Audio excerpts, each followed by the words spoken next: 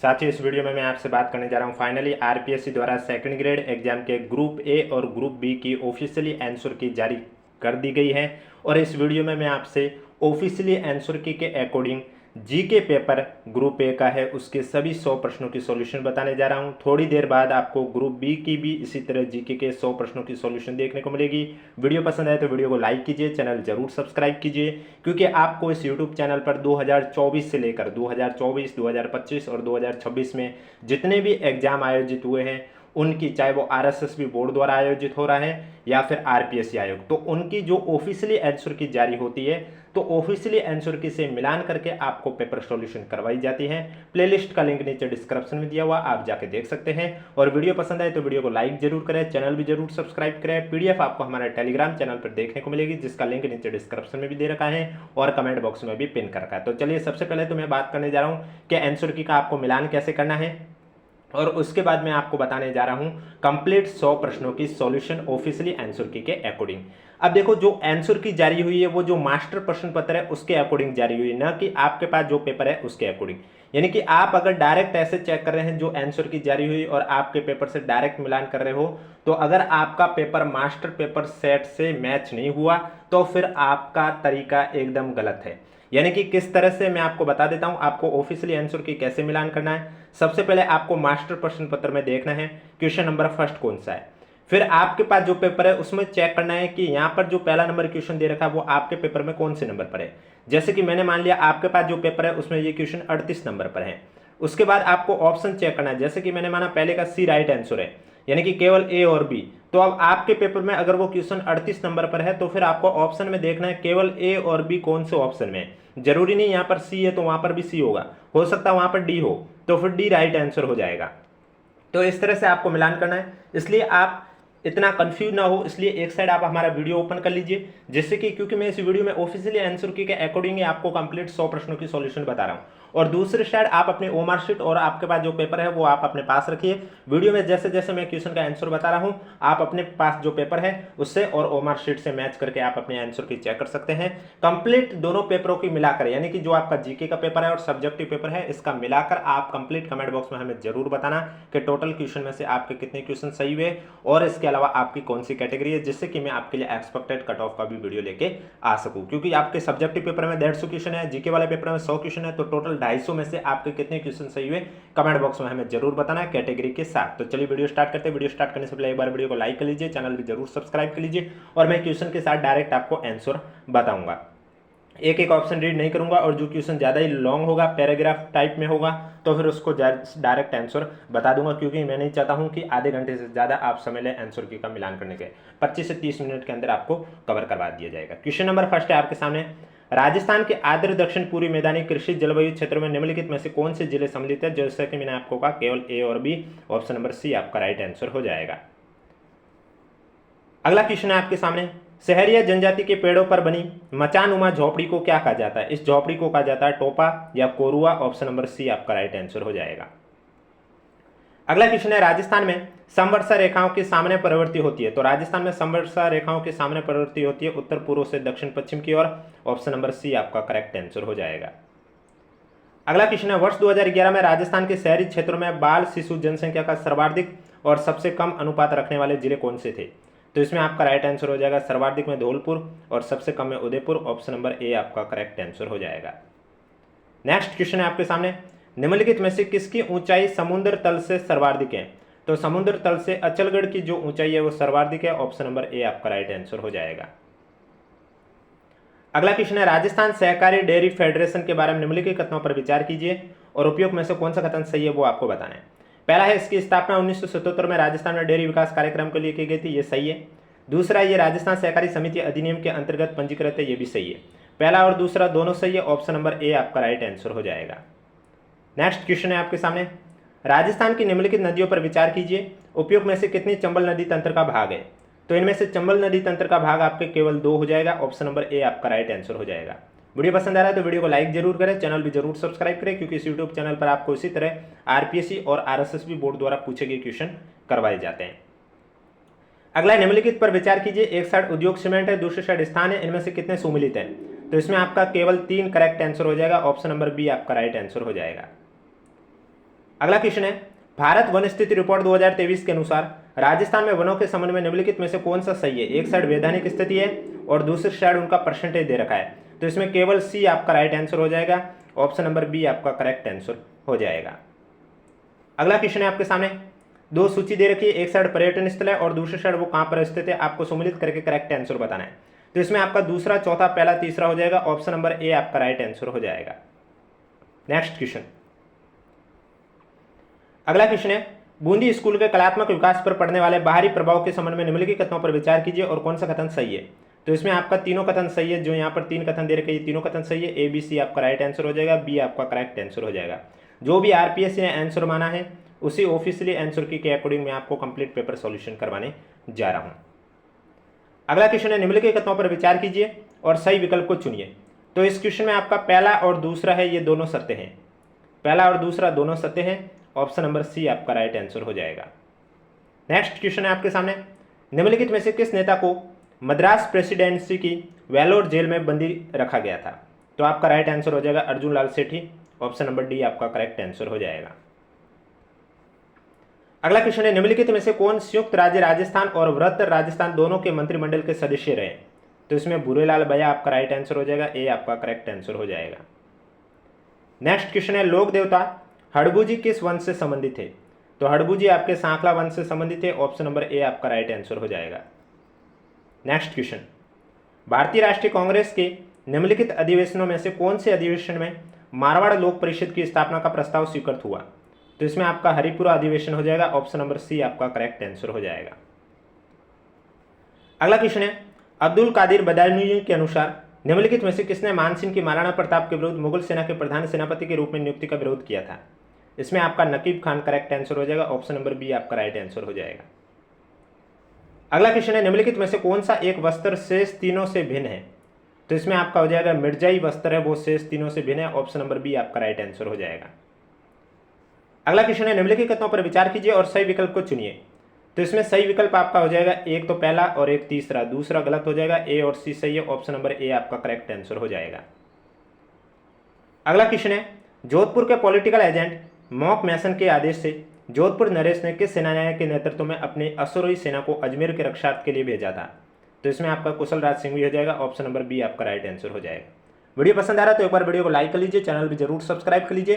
Paper के officially answer की और मास्टर प्रश्न पत्र की पीडीएफ आपको हमारे टेलीग्राम चैनल पर देखने को मिलेगी, जिसका लिंक नीचे डिस्क्रिप्शन में और कमेंट बॉक्स में भी पिन कर रखा है। अगला क्वेश्चन है, और आप कमेंट बॉक्स में हमें जरूर बताइएगा दोनों पेपरों को मिलाकर, जीके पेपर और सब्जेक्टिव पेपर में मिलाकर आपके कितने क्वेश्चन सही हो रहे हैं और कौन सी कैटेगरी से, जिससे कि हम आपके लिए एक्सपेक्टेड कट ऑफ का वीडियो लेके आ सकते हैं। क्योंकि पेपर आपने दिया है, पेपर कैसा हुआ ये भी आपको मालूम है, कितने क्वेश्चन सही हो रहे हैं ये भी आपको मालूम है, तो ये सब सही सही जानकारी दूंगी तभी हम आपके लिए एक्सपेक्टेड कट ऑफ का वीडियो लेके आ सकते हैं। अगला क्वेश्चन है, गणेश्वर पुरास्थल से संबंधित निम्नलिखित कथनों पर विचार कीजिए और सही विकल्प को चुनिए। तो इसमें एक ही विकल्प सही है कि गणेश्वर के उत्खनन से ताम्र आयुध व ताम्र उपकरण पुनः प्राप्त हुए, केवल सी सही है, यानी कि ऑप्शन नंबर सी आपका राइट आंसर हो जाएगा। अगला क्वेश्चन है, राजस्थान के घनवादियों की कार्यप्रणाली और बनावट के संबंध में निम्नलिखित कथनों का परीक्षण कीजिए और यहाँ पर दे रखा उपयुक्त में से कौन सा कथन सही है, कौन सा कथन गलत है। तो इसमें गलत कथन आपका सी जो दे रखा है, ए और बी सही है लेकिन सी कथन गलत है, तो ऑप्शन नंबर डी आपका करेक्ट आंसर हो जाएगा। अगला क्वेश्चन है, मारवाड़ के शासक चंद्रसेन के खिलाफ मुगल बादशाह अकबर ने निम्नलिखित में से किसके नेतृत्व में सेना नहीं भेजी। तो आमेर के मानसिंह के नेतृत्व में सेना नहीं भेजी, ऑप्शन नंबर डी आपका राइट आंसर हो जाएगा। अगला क्वेश्चन है, निम्नलिखित में से कौन सा युग में सही सुमिलित है। एक साइड रामसनेय संप्रदाय की शाखा है और दूसरी साइड संस्थापक संत है, सुमिलित कौन सा है। तो इसमें आपका राइट आंसर हो जाएगा सी, खेड़ापा का रामचरण जी, ये आपका सुमिलित है, ऑप्शन नंबर सी आपका राइट आंसर हो जाएगा। अगला क्वेश्चन है, 2 मंजिला वेदी भवन किस दुर्ग का आकर्षण है। तो ये आपके कुंभलगढ़ दुर्ग का आकर्षण है, ऑप्शन नंबर डी आपका राइट आंसर हो जाएगा। अगला क्वेश्चन है, निम्न किसान नेताओं में से कौन शेखावटी किसान आंदोलन से संबंधित नहीं है। तो ये हो जाएंगे हरिभाई कीकर, ऑप्शन नंबर सी आपका राइट आंसर हो जाएगा। निम्न में से किस राजवंश की शाखा राजस्थान में मध्य प्रदेश के नरवर नामक स्थान से आई थी। तो इसमें हो जाएगा कछुआ राजवंश, ऑप्शन नंबर ए आपका करेक्ट आंसर हो जाएगा। अगला क्वेश्चन है, निम्नलिखित रचनाओं में से कौन सी रचना मारवाड़ के प्रसिद्ध कवि मीठू मैया से संबंधित नहीं है। तो इसमें आपका हो जाएगा झूलना दीवान श्री प्रताप सिंह जीरा, ऑप्शन नंबर ए आपका राइट आंसर हो जाएगा। अगला क्वेश्चन है परमवीर चक्र विजेता मेजर पीरू सिंह भारतीय सेना के निम्न में से किस रेजिमेंट से संबंधित थे? तो ये राजपूताना राइफल से संबंधित है। ऑप्शन नंबर बी आपका राइट आंसर हो जाएगा। अगला क्वेश्चन निम्नलिखित में से कौन सा कथन सही है? तो इसमें पहला और दूसरा सही है, तीसरा गलत हो जाएगा। ऑप्शन नंबर बी आपका करेक्ट आंसर हो जाएगा। वीडियो पसंद आ रहा है तो एक बार वीडियो को लाइक जरूर कर लीजिए, चैनल भी जरूर सब्सक्राइब कर लीजिए। अगला क्वेश्चन है निम्नलिखित कथनों पर विचार कीजिए, उपयुक्त में से कौन सा कथन सही है? तो इसमें आपका पहला और दूसरा कथन सही है, तीसरा गलत है। ऑप्शन नंबर डी आपका राइट आंसर हो जाएगा। मैं जो भी क्वेश्चन के आंसर बता रहा हूँ ऑफिशियली आंसर की के अकॉर्डिंग ही बता रहा हूँ। अगला क्वेश्चन है भारत के संविधान का अनुच्छेद 243 एन किससे संबंधित है? 243 न किससे संबंधित है? तो ये आपके नगर पालिकाओं में सीटों के आरक्षण से संबंधित है। ऑप्शन नंबर डी आपका राइट आंसर हो जाएगा। अगला क्वेश्चन है राजस्थान लोकायुक्त और उप लोकायुक्त अधिनियम कब से प्रभावी हुआ? तो यह अधिनियम 3 फरवरी 1973 से प्रभावी हुआ। ऑप्शन नंबर ए आपका राइट आंसर हो जाएगा। अगला क्वेश्चन है राजस्थान राज्य महिला आयोग के संदर्भ में निम्नलिखित कथनों पर विचार कीजिए और उपयुक्त में से कौन सा कथन सही है वो आपको बताना है। तो यहाँ पर दे रखे दोनों कथन आपके गलत है, पहला और दूसरा दोनों गलत है। इसका मतलब इसमें जो करेक्ट आंसर है वो ना तो फर्स्ट सही है ना ही सेकंड सही है। ऑप्शन नंबर ए आपका राइट आंसर हो जाएगा। अगला क्वेश्चन है 30 अप्रैल 2026 तक राजस्थान के 7वें राज्य वित्त आयोग में सदस्य सचिव सहित कितने सदस्य हैं? इसमें एक सदस्य हो जाएगा। ऑप्शन नंबर डी आपका राइट आंसर हो जाएगा। अगला क्वेश्चन है राजस्थान के राज्य सचिवालय की स्थापना कब हुई है? तो इसमें 1949 हो जाएगा। ऑप्शन नंबर डी आपका राइट आंसर हो जाएगा। अगला क्वेश्चन है from margin to mainstream memoirs पुस्तक राजस्थान के किस पूर्व मुख्यमंत्री से संबंधित है? जगन्नाथ पाड़िया से संबंधित है। ऑप्शन नंबर बी आपका राइट आंसर हो जाएगा। अगला क्वेश्चन है राजस्थान विधानसभा की निम्नलिखित स्थायी समितियों में से कौन सी एक वित्तीय समिति नहीं है? तो इसमें सरकारी आश्वासनों पर समिति है, ये एक वित्तीय समिति नहीं है। ऑप्शन नंबर डी आपका राइट आंसर हो जाएगा। अगला क्वेश्चन है राजस्थान उच्च न्यायालय की किशोर न्याय समिति द्वारा वर्ष 2017 में निम्नलिखित में से किन स्थानों पर बाल सचिवालय की स्थापना की गई है? तो इसमें केवल पहला और दूसरा जयपुर और जोधपुर में बाल सचिवालय की स्थापना की गई है। ऑप्शन नंबर डी आपका राइट आंसर हो जाएगा। अगला क्वेश्चन है राजस्थान के निम्नलिखित में से किस जिले में पंचायत प्रशिक्षण केंद्र स्थापित नहीं किया गया है? पाली जिले में पंचायत प्रशिक्षण केंद्र स्थापित नहीं किया गया है। ए आपका राइट आंसर हो जाएगा। अगला क्वेश्चन है 14 मई 2026 को श्री राव दूधा जी की मूर्ति का अनावरण केंद्रीय रक्षा मंत्री द्वारा किस स्थान पर किया गया है? मेड़ता में किया गया है केंद्रीय रक्षा मंत्री द्वारा। ए आपका राइट आंसर हो जाएगा। अगला क्वेश्चन है आईआईटी जोधपुर द्वारा हाल ही में विकसित थेरानोस्टिक प्लेटफॉर्म के संदर्भ में निम्नलिखित कथनों पर विचार कीजिए। आपके सामने 3 कथन है, कौन से कथन सही है? तो यहाँ पर जो 3 कथन दे रखा है थेरानोस्टिक्स के बारे में वो तीनों कथन आपके सही है। जब तीनों कथन सही है यानी कि ऑप्शन नंबर ए आपका राइट आंसर हो जाएगा। वीडियो कैसा लग रहा है कमेंट बॉक्स में हमें जरूर बताइएगा और वीडियो पसंद आया तो वीडियो को लाइक जरूर करें, चैनल भी जरूर सब्सक्राइब करें क्योंकि ग्रुप बी की भी थोड़ी देर बाद आपको GK paper solution official answer की अकॉर्डिंग बता दूंगा और इसके अलावा ग्रुप सी और डी की भी जब भी आएगी हम आपको इस यूट्यूब चैनल के माध्यम से सूचित कर देंगे। राजस्थान में डेयरी विकास बुनियादी ढांचे के संबंध में निम्नलिखित कथनों का विश्लेषण कीजिए। 2 कथन आपको दे रखे हैं और इसमें सही विकल्प को बताना है। तो यहाँ पर 2 कथन दे रखे हैं, ये दोनों कथन गलत है। ऑप्शन नंबर डी आपका राइट आंसर हो जाएगा। अगला क्वेश्चन है 13 मई 2026 को राज्यपाल और कुलाधिपति श्री हरिभाऊ बागड़े ने किन्हें मोहनलाल सुखाड़िया विश्वविद्यालय उदयपुर के कुलगुरु पद पर नियुक्त किया है? तो इसमें आपका राइट आंसर हो जाएगा Kailash Daga. Option number B आपका राइट आंसर हो जाएगा। अगला क्वेश्चन है राजस्थान बजट 2026-27 के अनुसार रिफाइनरी और इसकी एंसिलरी यूनिट्स में कार्य करने के लिए स्थानीय युवाओं के विकास हेतु किस जिले में कौशल विकास हब विकसित किया जाएगा? बालोतरा जिले में कौशल विकास हब विकसित किया जाएगा। ऑप्शन नंबर बी आपका राइट आंसर हो जाएगा। अगला क्वेश्चन है राजस्थान साहित्य अकादमी की ओर से वित्तीय वर्ष 2025-26 में विभिन्न सहायता योजनाओं में सहयोग के संदर्भ में निम्नलिखित कथनों पर विचार कीजिए और सही विकल्प का चयन कीजिए। तो यहाँ पर 2 कथन दे रखे हैं, इसमें पहला कथन तो सही है लेकिन दूसरा कथन असत्य है। ऑप्शन नंबर बी आपका राइट आंसर हो जाएगा। अगला क्वेश्चन है अप्रैल 2026 में चीन में आयोजित एशियन बीच कबड्डी गेम्स के लिए भारतीय महिला कबड्डी टीम में चयनित निम्नलिखित खिलाड़ियों में से कौन राजस्थान से संबंधित है? Manpreet Kaur. Option number D आपका राइट आंसर हो जाएगा। अगला क्वेश्चन है मई 2026 में उदयपुर में आयोजित 5वीं junior senior west zone roll ball championship में राजस्थान ने कितने पदक जीते हैं? राजस्थान ने 1 स्वर्ण पदक, 2 रजत पदक और 1 कांस्य पदक जीता। ऑप्शन नंबर सी आपका राइट आंसर हो जाएगा। अगला क्वेश्चन है राजस्थान नगरपालिका संशोधन विधेयक 2026 के लिए खतरनाक रोग की परिभाषा में किस रोग को हटाया गया है? तो खतरनाक रोग की परिभाषा में कुष्ठ रोग को हटा दिया गया। ऑप्शन नंबर सी आपका राइट आंसर हो जाएगा। अगला क्वेश्चन है एशियन पैरा थ्रोबॉल चैंपियनशिप के संदर्भ में निम्नलिखित कथनों पर विचार कीजिए और सही विकल्प का चयन कीजिए। तो इसमें सही विकल्प आपके यहाँ पर दे रखा, पहला और दूसरा दोनों कथन असत्य हैं। ऑप्शन नंबर सी आपका राइट आंसर हो जाएगा। अगला क्वेश्चन है, निम्नलिखित में से कौन सा भूभाग डेविस जलडमरू मध्य के द्वारा विभाजित होता है? तो इसमें ग्रीनलैंड और बैफिन द्वीप, ऑप्शन नंबर सी आपका करेक्ट आंसर हो जाएगा। मैं फिर से कह रहा हूं, मैं जो भी क्वेश्चन के आंसर बता रहा हूं ऑफिशियली आंसर के अकॉर्डिंग ही बता रहा हूं। और वीडियो पसंद आ रहा है तो वीडियो को लाइक जरूर करें, चैनल भी जरूर सब्सक्राइब करें, क्योंकि इस यूट्यूब चैनल पर आपको चाहे आरपीएससी द्वारा एग्जाम हो या आरएसएसबी बोर्ड द्वारा एग्जाम हो, ऑफिशियली आंसर के आने के बाद उसे मिलान करके आपको पेपर सॉल्यूशन करवाई जाती है। चाहे आप देख सकते हैं, प्लेलिस्ट का लिंक नीचे डिस्क्रिप्शन में दिया है, जिसमें आपको 2024, 25 और 26 के पेपर देखने को मिलेंगे। करणपुरा तथा चंद्रपुरा कोयला क्षेत्र किस राज्य में अवस्थित हैं? तो ये आपके झारखंड राज्य में, ऑप्शन नंबर ए आपका राइट आंसर हो जाएगा। निम्नलिखित में से कौन सी पहाड़ी पूर्वी घाट का हिस्सा नहीं है? तो इसमें आपका हो जाएगा बालघाट सर्कला, ऑप्शन नंबर बी आपका करेक्ट आंसर हो जाएगा। निम्न में से किन क्षेत्रों में विस्तृत व्यापारिक अनोत्पादक कृषि की जाती है? तो इसमें आपका ए, बी और डी राइट आंसर हो जाएगा, सी गलत हो जाएगा, ए, बी, डी यानी कि ऑप्शन नंबर डी आपका करेक्ट आंसर हो जाएगा। अगला क्वेश्चन है, भारत के निम्नलिखित जैवमंडल आरक्षित क्षेत्रों में से कौन से यूनेस्को के विश्व जैवमंडल आरक्षित क्षेत्र नेटवर्क में सम्मिलित है? तो इसमें आपका ए, बी, सी, डी ये चारों नेटवर्क सम्मिलित है, ऑप्शन नंबर डी आपका राइट आंसर हो जाएगा। अगला क्वेश्चन है, निम्नलिखित में से कौन सी नदी पश्चिमी प्रवाहित नहीं है? स्वर्ण रेखा पश्चिमी प्रवाहित नहीं है, ए आपका करेक्ट आंसर हो जाएगा। जयपुर, लखनऊ, चंडीगढ़ में दक्षिण पश्चिम मानसून के पहुंचने की सामान्य तिथियां क्या हैं? 15 जून से 1 जुलाई, ऑप्शन नंबर बी आपका राइट आंसर हो जाएगा। उत्तर पूर्वी व्यापारिक पवनें प्रवाहित होती हैं, तो उत्तर पूर्वी व्यापारिक पवनें हैं वो आपके उत्तरी गोलार्ध में उपोष्ण कटिबंध से भूमध्य रेखा की ओर प्रवाहित होती है, ऑप्शन नंबर बी आपका राइट आंसर हो जाएगा। निम्नलिखित पर विचार कीजिए, उपयुक्त में से कितने अटलांटिक महासागर से संबंधित हैं? तो इसमें आपका केवल 2 हो जाएगा, ऑप्शन नंबर डी आपका राइट आंसर हो जाएगा। मिथेन उत्सर्जन के संदर्भ में निम्नलिखित स्रोतों पर विचार कीजिए, उपयोग में से कौन से मिथेन उत्सर्जन के स्रोत हैं? तो इसमें ये चारों मिथेन उत्सर्जन के स्रोत हैं, ऑप्शन नंबर बी आपका राइट आंसर हो जाएगा। अगला क्वेश्चन है, भारत के आर्थिक संरक्षण 2025-26 के अनुसार भौगोलिक वितरण के मामले में भारत के विनिर्माण क्षेत्र में कुल रोजगार में निम्न में से कौन से राज्य ने अधिकतम योगदान दिया है? तमिलनाडु राज्य ने अधिकतम योगदान दिया, ऑप्शन नंबर डी आपका राइट आंसर हो जाएगा। यदि वर्ष 2024 के लिए ए, बी, सी, डी यहाँ पर दे रखा है, तो निम्न में से कौन सा विकल्प सही होगा? तो इसमें आपका ए, सी, बी, डी वाला ऑप्शन करेक्ट हो जाएगा, ऑप्शन नंबर बी आपका राइट आंसर हो जाएगा।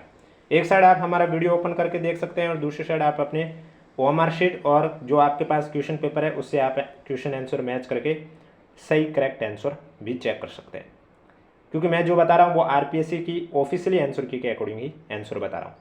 भारत के सेवा क्षेत्र के बारे में निम्नलिखित में से कौन सा कथन सही है? तो इसमें आपका पहला और तीसरा कथन सही है, ऑप्शन नंबर बी आपका राइट आंसर हो जाएगा। अगला क्वेश्चन है, प्रधानमंत्री मुद्रा योजना के बारे में निम्नलिखित कथनों पर ध्यान दीजिए। तो इसमें आपका केवल तीसरा है वो सही है, ऑप्शन नंबर ए आपका राइट आंसर हो जाएगा। अगला क्वेश्चन है, भारत सरकार वर्ष 2007 से राष्ट्रीय खाद्य सुरक्षा मिशन का क्रियान्वयन विभिन्न फसलों के उत्पादन और उत्पादकता को बढ़ाने के लिए कर रही है। वित्तीय वर्ष 2025 में इस योजना का नाम बदलकर क्या कर दिया गया? तो इस योजना का नाम बदलकर राष्ट्रीय खाद्य सुरक्षा पोषण मिशन कर दिया गया, ऑप्शन नंबर बी आपका राइट आंसर हो जाएगा। उपराष्ट्रपति के निर्वाचन के संबंध में निम्नलिखित कथनों पर विचार कीजिए। तो इसमें आपका ना तो फर्स्ट सही है, ना ही सेकंड सही है, ऑप्शन नंबर डी आपका करेक्ट आंसर हो जाएगा। निम्नलिखित में से किसने कहा था कि भारतीय संविधान ने संघवाद के कठोर ढांचे से परहेज किया? समय तथा परिस्थितियों की आवश्यकता के अनुसार ये एकात्मक और संघात्मक दोनों हो सकता है। तो इसमें बी आर अम्बेडकर आपका राइट आंसर हो जाएगा, ऑप्शन नंबर ए आपका करेक्ट आंसर हो जाएगा। भारत के संविधान के अनुच्छेद 39 में उल्लिखित राज्य के नीति निर्देशक तत्वों के संदर्भ में निम्नलिखित कथनों पर विचार कीजिए और सही उत्तर का चयन कीजिए। तो इसमें आपका पहला और दूसरा दोनों सही है, ऑप्शन नंबर बी आपका राइट आंसर हो जाएगा। अगला क्वेश्चन है, मार्च अप्रैल 2025 में भारत और रूस का निम्नलिखित में से कौन सा द्विपक्षीय नौसैन्य अभ्यास हुआ था? तो इसमें आपका हो जाएगा इंद्र, ऑप्शन नंबर डी आपका राइट आंसर हो जाएगा। अगला क्वेश्चन है, 1935 के भारत शासन अधिनियम की किस धारा के अंतर्गत गवर्नर जनरल के कार्यों का उल्लेख किया गया है? तो वो धारा 7 हो जाएगी, ऑप्शन नंबर सी आपका राइट आंसर हो जाएगा। अगला क्वेश्चन है, 1946 में संविधान सभा में प्रक्रिया नियम समिति की बैठक निम्नलिखित में से किसकी अध्यक्षता में हुई है? तो इसमें हो जाएगा doctor Rajendra Prasad, option number D आपका राइट आंसर हो जाएगा। अगला क्वेश्चन है, भारत के संविधान के अनुच्छेद 15(1) के अंतर्गत निम्नलिखित में से किस शब्द का उल्लेख नहीं किया गया है? तो इसमें हो जाएगा छत्र शब्द का उल्लेख नहीं किया गया, ऑप्शन नंबर बी आपका राइट आंसर हो जाएगा। अगला क्वेश्चन है, विद्यमान निर्वाचक नामावली से अपना नाम हटवाने के लिए निम्नलिखित में से कौन सा फॉर्म भरा जाता है? फॉर्म 7 भरा जाता है, ऑप्शन नंबर ए आपका राइट आंसर हो जाएगा। अभिकथन कारण वाला जो क्वेश्चन है इसमें आपका राइट आंसर हो जाएगा, ए तो सही है लेकिन आर गलत है, ऑप्शन नंबर ए आपका करेक्ट आंसर हो जाएगा। अगला क्वेश्चन है, अप्रैल 2026 में निम्नलिखित में से किस पूर्व केंद्रीय मंत्री को पीपल्स रिपब्लिक ऑफ बांग्लादेश में भारत के अगले उच्चायुक्त के रूप में नियुक्त किया गया है? Dinesh Trivedi, option number B आपका राइट आंसर हो जाएगा। अगला क्वेश्चन है, भारत के संविधान में निम्नलिखित में से किस अनुच्छेद में कहा गया कि मंत्री राष्ट्रपति के प्रसाद पर्यंत अपने पद धारण करेंगे? अनुच्छेद 75, ऑप्शन नंबर ए आपका राइट आंसर हो जाएगा। अगला क्वेश्चन है, निम्न में से भारत के संविधान का कौन सा अनुच्छेद अंतर्राष्ट्रीय शांति सुरक्षा को प्रोत्साहन देता है? अनुच्छेद 51, ऑप्शन नंबर डी आपका करेक्ट आंसर हो जाएगा। अगला क्वेश्चन है, भारत के संविधान के किस अनुच्छेद में कहा गया कि राज्यसभा का विघटन नहीं होगा? अनुच्छेद 83, ऑप्शन नंबर डी आपका करेक्ट आंसर हो जाएगा। अगला क्वेश्चन है, भारत के संविधान के अनुसार कोई व्यक्ति जो राष्ट्रपति के रूप में पद धारण करता है या कर चुका वो संविधान के अन्य उपबंध के अधीन रहते हुए उस पद के लिए कितनी बार पुनर्निर्वाचन का पात्र होगा? कोई सीमा निर्धारित नहीं है, ऑप्शन नंबर सी आपका राइट आंसर हो जाएगा। अगला क्वेश्चन है, सर्वोच्च न्यायालय के न्यायाधीश के रूप में नियुक्त होने के लिए न्यूनतम आयु क्या रखी गई है? न्यूनतम आयु सीमा निर्धारित नहीं है, ऑप्शन नंबर बी आपका करेक्ट आंसर हो जाएगा। निम्नलिखित में से कौन सा मेयर कारू से सेलोवी द्वारा प्रदत्त सामयिक बुद्धिमत्ता का घटक नहीं है? सामयिक परिपक्वता, ऑप्शन नंबर बी आपका राइट आंसर हो जाएगा। समलोचनात्मक चिंतन कौशलों को उनके अर्थ से सम्मिलित कीजिए और सही कूट का चयन कीजिए, तो इसमें आपका राइट आंसर हो जाएगा दूसरा, तीसरा, चौथा, पहला, ऑप्शन नंबर सी आपका राइट आंसर हो जाएगा। अगला क्वेश्चन है, नीचे मनोविज्ञान सिद्धांत की शिक्षा के क्षेत्र में अनुप्रयोग के बारे में 2 कथन दे रखे हैं, अभिकथन और कारण में से कौन सा सही है? ए और आर दोनों व्यक्तिगत रूप से सत्य हैं और आर ए की सही व्याख्या भी है, ऑप्शन नंबर ए आपका राइट आंसर हो जाएगा। अगला क्वेश्चन है, निम्नलिखित में से कौन सा कथन अधिगम के क्रिया प्रसूत अनुबंध सिद्धांत के संबंध में सत्य नहीं है? ऑप्शन नंबर बी, उद्दीपक और अनुक्रिया के मध्य साहचर्य निकटता के नियम पर आधारित होता है, बी आपका करेक्ट आंसर हो जाएगा। अगला क्वेश्चन है, मैक्सीलैंड का अभिप्रेरणा सिद्धांत अभिप्रेरणा की अवधारणा को समझाने के लिए कुछ मनोवैज्ञानिक आवश्यकताओं के महत्व पर प्रकाश डालता है। पता लगाए कि निम्नलिखित में से कौन से इन मनोवैज्ञानिक आवश्यकता से संबंधित नहीं है? समस्थिति की आवश्यकता, ऑप्शन नंबर डी आपका राइट आंसर हो जाएगा। अगला क्वेश्चन है, 2 कथन दे रखे हैं, अभिकथन और कारण में से कौन सा सही होगा? तो इसमें आपका ए और आर दोनों व्यक्तिगत रूप से सही है और आर ए की भी सही व्याख्या करता है, ऑप्शन नंबर सी आपका करेक्ट आंसर हो जाएगा। अगला क्वेश्चन है आपके सामने, परिवर्तन के अनुकूल होने के लिए कौन सा 21वीं सदी का कौशल महत्वपूर्ण है? तो इसमें हो जाएगा लचीलापन, ऑप्शन नंबर बी आपका करेक्ट आंसर हो जाएगा। अगला क्वेश्चन है, बुद्धि परीक्षण और मुख्य विशेषताएं हैं, सुमिलित करके करेक्ट आंसर बताना है, तो इसमें आपका राइट आंसर पहला, दूसरा, तीसरा, चौथा, यानी कि आपस में सुमिलित है, ऑप्शन नंबर सी आपका राइट आंसर हो जाएगा। अगला क्वेश्चन है आपके सामने, निम्नलिखित में से कौन सा तत्व नैतिक परिपक्वता के अंतर्गत नहीं माना जा सकता है? तो इसमें आपका राइट आंसर हो जाएगा नैतिक निर्भरता, ऑप्शन नंबर सी आपका राइट आंसर हो जाएगा। अगला क्वेश्चन है आपके सामने, अवलोकनात्मक अधिगम के अनुसार विद्यार्थियों के वांछित व्यवहार को दोहराने के लिए कुछ प्रकार के प्रोत्साहनों का उपयोग किया जाता है। पता लगाए कि इनमें से कौन सा प्रोत्साहन सहायक नहीं है? तो इसमें आपका विद्यार्थियों को दूसरों की प्रशंसा करने का निर्देश देना, ऑप्शन नंबर बी आपका राइट आंसर हो जाएगा। अगला क्वेश्चन है, व्यक्तिगत भिन्नताएं व्यक्तियों की विशेषताओं और व्यवहार के तरीकों में विशिष्टता विधिवता को संदर्भित करती है। लोगों का व्यवहार उन परिस्थितियों से अधिक प्रभावित होता है जिनमें वे रहते हैं, ये विचार क्या कहलाता है? तो ये विचार आपका कहलाएगा स्थितिवाद, ऑप्शन नंबर ए आपका करेक्ट आंसर हो जाएगा। अगला क्वेश्चन है, जब व्यक्ति अपने वास्तविक भावनाओं के ठीक विपरीत प्रकार का व्यवहार अपनाकर अपनी दुश्चिंता से रक्षा करने का प्रयास करता है तो ये समाजीन युक्ति कहलाती है, तो ये कहलाती है प्रतिक्रिया निर्माण, ऑप्शन नंबर ए आपका राइट आंसर हो जाएगा। आइजैक के व्यक्तित्व का सिद्धांत शील गुण पदानुक्रम के संबंध में नीचे 2 कथन दे रखे, सही विकल्प का चयन कीजिए, तो इसमें आपका S1 गलत है, S2 सही है, ऑप्शन नंबर बी आपका राइट आंसर हो जाएगा। अगला क्वेश्चन है आपके सामने, निम्नलिखित में से समावेशन के लिए विद्यालयों को तैयार करने के लिए प्रमुख कारक कौन से हैं? तो प्रमुख कारक बी और डी हो जाएगा, बी और डी, ऑप्शन नंबर बी आपका राइट आंसर हो जाएगा। अगला क्वेश्चन है आपके सामने, निम्नलिखित में से कौन सा स्टर्नबर्ग के त्रितंत्रीय सिद्धांत के अनुसार बुद्धि का एक प्रकार नहीं है? तो इसमें हो जाएगा संक्रियात्मक और प्रकार्यात्मक, ऑप्शन नंबर सी आपका राइट आंसर हो जाएगा। अगला क्वेश्चन है, पियाजे के संज्ञानात्मक विकास संबंधी दृष्टिकोण पर नीचे 2 कथन दे रखे हैं, उनमें से सत्य कथन कौन सा है वो आपको बताना है। तो S1 तो सही है लेकिन S2 है वो गलत है, तो ऑप्शन नंबर सी आपका करेक्ट आंसर हो जाएगा। अगला क्वेश्चन में भी ए दे रखा है शिक्षा मनोविज्ञान पूर्वानुमानात्मक है, और आर में है यह व्यवहार की पूर्ण निश्चितता के साथ पूर्वानुमान कर सकता है। तो इसमें अगर मैं बात करूं तो ए तो सत्य है लेकिन आर असत्य हो जाएगा। ऑप्शन नंबर डी आपका करेक्ट आंसर हो जाएगा। अगला क्वेश्चन है कैटल के शीलगुण सिद्धांत के बारे में कौन सा कथन गलत है। तो इसमें जो स्रोत शीलगुण सीधे अवलोकनीय होते हैं ये कथन गलत है। ऑप्शन नंबर सी आपका राइट आंसर हो जाएगा। एरिक्सन के मनोसामाजिक विकास के सिद्धांत के अनुसार अभिकथन कारण दे रखे हैं, सही कूट का चयन करना है। तो इसमें ए और आर दोनों व्यक्तिगत रूप से सत्य है, आर ए की सही व्याख्या नहीं है। ऑप्शन नंबर डी आपका करेक्ट आंसर हो जाएगा। और आज का लास्ट क्वेश्चन है गैने के अधिगम पदानुक्रम में सम प्रत्यय अधिगम से पहले और बाद में क्रम से कौन से अधिगम प्रकार आते हैं। तो इसमें हो जाएगा बहुविभेदन अधिगम, सिद्धांतों का अधिगम। ऑप्शन नंबर ए आपका राइट आंसर हो जाएगा।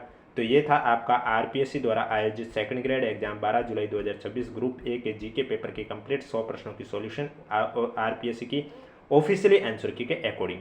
वीडियो पसंद आए तो वीडियो को लाइक कीजिए, चैनल जरूर सब्सक्राइब कीजिए, और थोड़ी देर बाद आपको ग्रुप बी की यानी कि 13 जुलाई 2026 को जो सेकंड ग्रेड एग्जाम आयोजित हुआ था उसमें भी जीके पेपर सॉल्यूशन देखने को मिल जाएगी। और इसके अलावा कंप्लीट पेपर की पीडीएफ आपको हमारे टेलीग्राम चैनल पर देखने को मिलेगी, जिसका लिंक नीचे डिस्क्रिप्शन में दे रखा है, कमेंट बॉक्स में पिन कर रखा है। अब आप हमें कमेंट बॉक्स में जरूर बताइएगा पेपर फर्स्ट और पेपर सेकंड को मिलाकर आपके कितने क्वेश्चन सही हो रहे और कौन सी कैटेगरी से, जिससे कि मैं आपके लिए एक्सपेक्टेड कट ऑफ का भी वीडियो लेके आ सकूँ। अब किसी भी साथी को कोई भी डाउट है तो नीचे कमेंट बॉक्स पूछिए, और वीडियो पसंद आए तो वीडियो को लाइक जरूर करें, चैनल भी जरूर सब्सक्राइब करें।